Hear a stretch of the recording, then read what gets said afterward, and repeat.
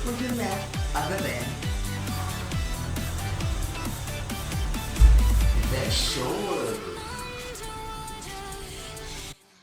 Hi there, Cikgu Hadi here, your math show. For example, today we're supposed to prove Euler's theorem in graph theory, because Euler has many theorems. Okay, so in graph theory, he states that V minus E plus F equals to 2.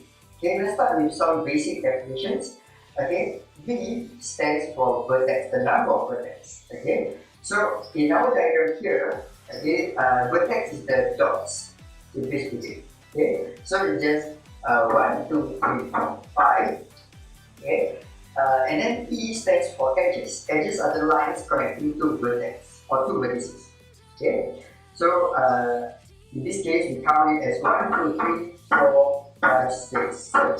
Okay, there's 7 lines over here. Okay, what about F? F stands for faces. Okay, or some would say region.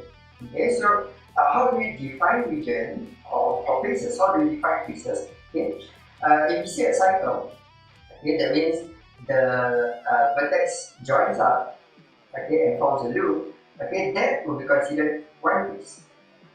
Okay, similarly here there's 2 faces here, 3.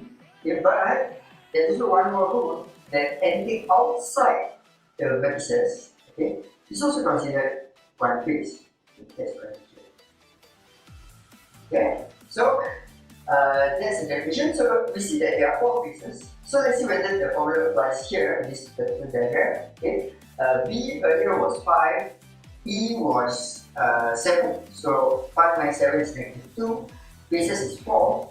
So negative 2 plus 4 is negative 2. Okay, so this Euler's theorem applies for this graph. But we need to prove for all graphs, not just my particular graph. Okay, so to do that, we need to use mathematical induction. Proof by mathematical induction. Okay, so to do that, we need to prove for the first case. Okay, usually it's n equals to 1, but I think for case later we'll prove for n equals to 0. Okay, then we're going to assume that it's true for n equals to k, and then proceeding from there, we're going to prove that it's true for n equals to k plus 1. Okay, and then if we assume that it's true for k, it must be true for k plus 1.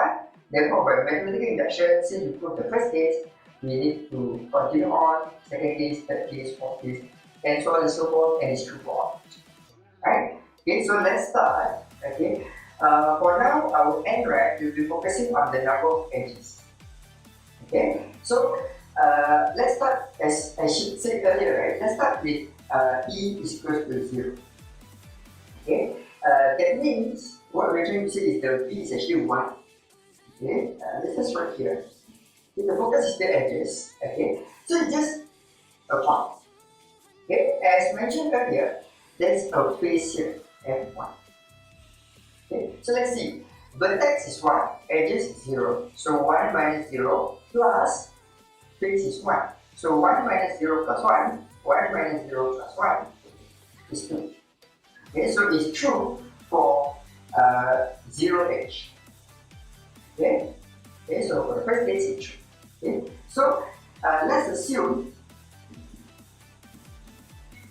okay, it is true that V, let's call it Vk minus Ek plus Fk is true.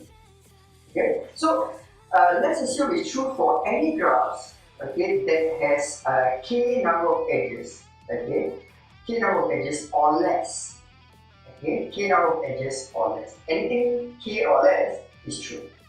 Okay, so we are trying to prove that it's true for E is equals to k plus 1. So is it true that if we assume that it's true for k, E is equal to k, can it be true for E equals to k plus 1? Okay, it's true. Okay, so to do that, the thing is there are 2 cases. Let's write them as case 1 and case 2. Okay, 2 cases. The first case, okay, is when you have a graph with k plus 1 edges, but that graph itself is actually a tree. Okay, so you can see my previous video where I proved that Euler's theorem is true for a tree. Okay, it actually simplifies even lesser. Okay, but it's true for if it is tree. If it is a tree, so there's nothing wrong here. So it's a given.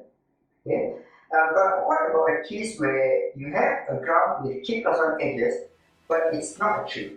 Okay, so what does it mean by it's not a tree? That means it's a graph that has a cycle. Okay, so if we have a graph that is a cycle, that exists a cycle, okay, let's use this. Okay, there's a cycle here, there's a cycle here, there's a cycle here. So what we do is we focus on one cycle. Let's focus on the cycle that has F3 over here. Okay, focus on one cycle. Okay, and then we take away one edge. Take away one edge, not the vertices or anything, just take away one edge. What do you see happen? You see that F1 and F2 still stays there, but F3 will now merge with F4. That means there's only F3. Or, in other words, the number of faces has now been reduced by 1. Okay? So when you reduce one edge, you reduce one face. Okay? You're starting to see it.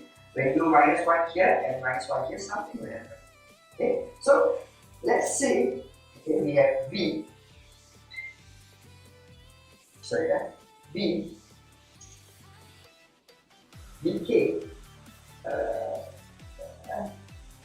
minus, for this case, okay, because we end up with one less, right? Okay, it is actually the same number of edges. Let's say we call it E minus 1, okay, and then F is also the same because it becomes one less, okay, plus F minus 1. Okay, right. So hold on first, because we remove one edge, right? So the number of edges here is actually k. Okay, because you see we started with k plus 1, right? Okay. And then we reduced 1.